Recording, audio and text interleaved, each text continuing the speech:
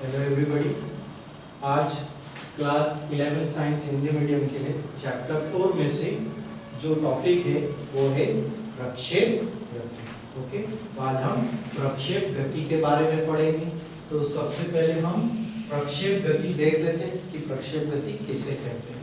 ठीक है, तो यदि किसी पिंड को प्रारंभिक वेग से ऊर्ध्वाधर दिशा से भिन्न किसी अन्य दिशा में फेंका जाए तो वह पिंड गुरुत्व के अधीन गति करता हुआ पृथ्वी पर अन्य स्थान पर गिरता है। इस गति को प्रक्षेप कहते हैं।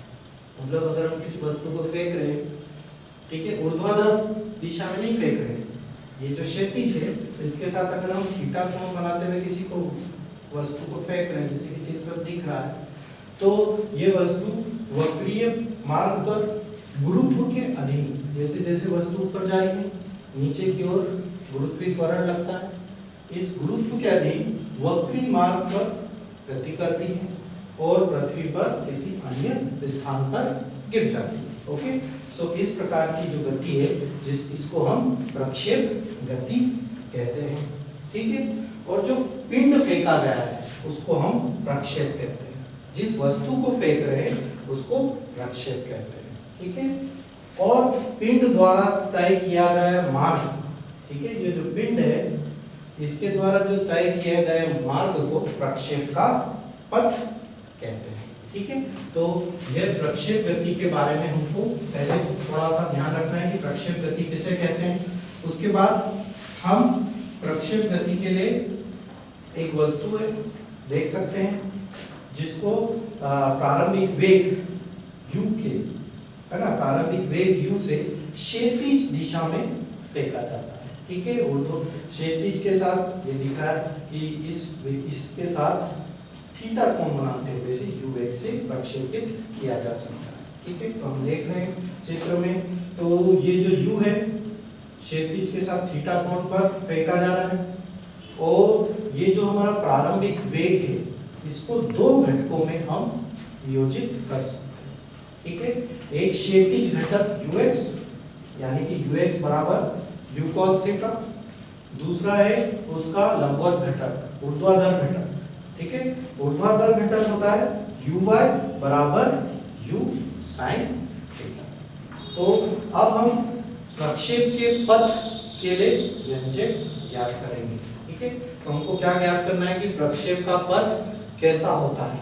ठीक है, तो उसके लिए हम व्यंजक ज्ञात करेंगे। हमको यहाँ पर ध्यान रखना है कि हम दोनों गति के बारे में बात करेंगे। पहले क्षैतिज गति के बारे में बात करेंगे, फिर वस्तु की ऊर्ध्वाधर गति के बारे में बात करेंगे। ठीक है, तो पहले क्षैतिज गति। ठीक है, तो हमको ध्यान रखना है क्षैतिज गति के लिए सबसे पहले ux बराबर u cos थीटा,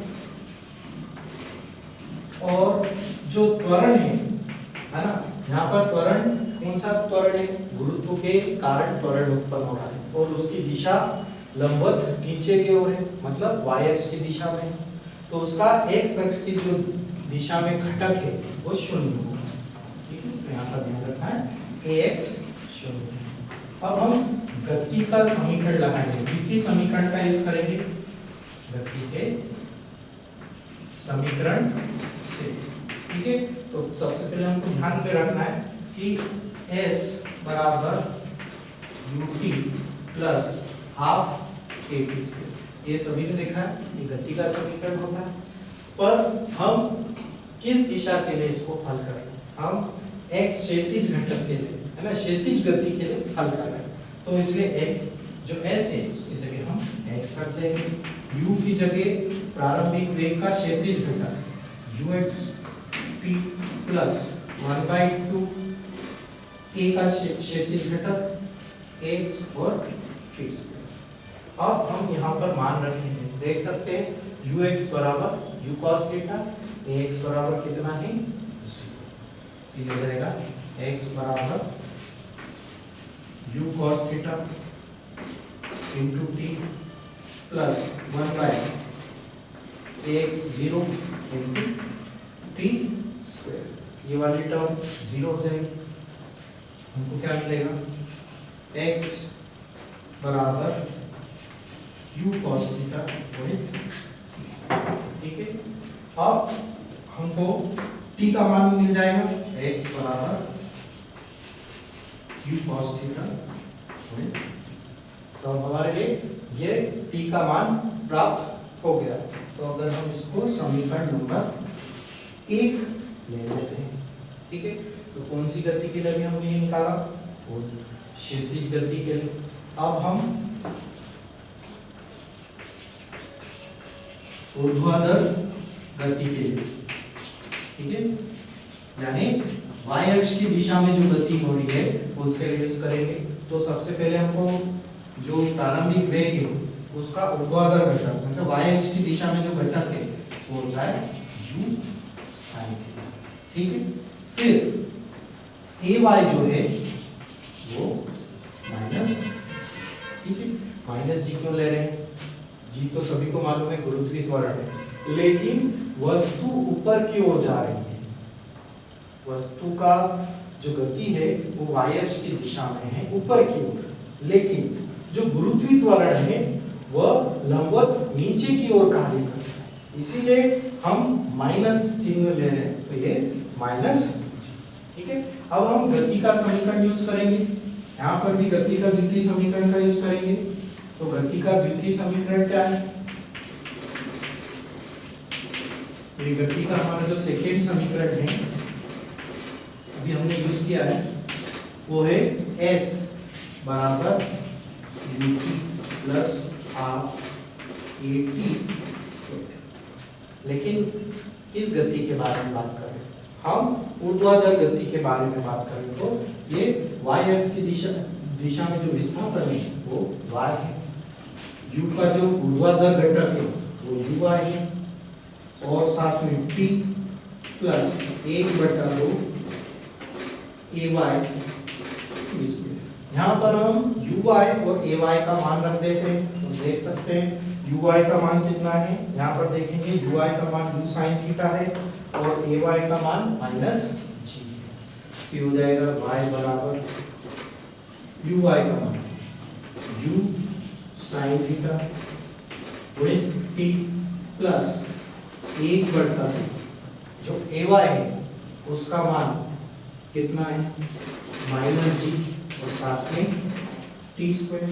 इसको थोड़ा सा अरेंज कर लेते हैं, ये हो जाएगा u sin theta minus, minus बाहर इस तरफ आ जाएगा, माइनस 1/2 जी स्क्वायर।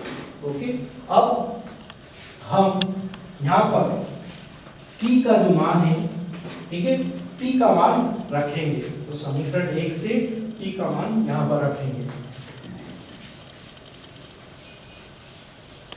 तो समीकरण 1 से t का मान रखने पर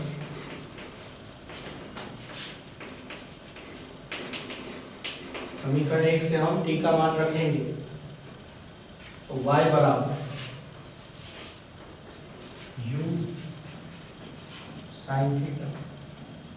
अब t का मान हमने यहाँ देखो, t का मान है x बटे u cos थीटा, x बटे u cos थीटा माइनस 1/2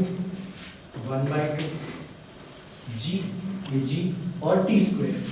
तो t का मान रख देते हैं x बटे u cos थीटा। अब यहाँ पर हमने सबका मान रख दिया है, तो अब इसको हल करेंगे। देख सकते हैं u से जो u है कट जाएगा, उधर स्क्वायर कर लेते हैं, फिर हो जाएगा x tan theta minus 1/2 g, हो जाएगा x square u square cos square, ठीक है। तो इसको थोड़ा और व्यवस्थित लिख देते हैं, tan थीटा या x into x minus 1/2 g x square you square cos square theta.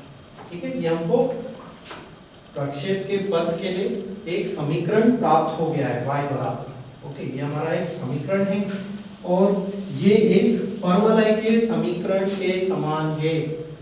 ये जो समीकरण है एक परवलय के समीकरण के समान है। तो यह समीकरण परवलय के समीकरण y बराबर ax माइनस bx स्क्वायर के समान है। ठीक है, तो हमारा जो समीकरण है देख सकते हैं, ये वाला है a और 1 ये g बटे 2 u square cos square theta, ये किसके बराबर है? तो ये परवलय के समीकरण के समान हमको समीकरण प्राप्त हो गया है। किसका समीकरण है? ये प्रक्षेप के पद का समीकरण है। ठीक है, तो जहां पर ठीक है, जहां हमको a बराबर कितना है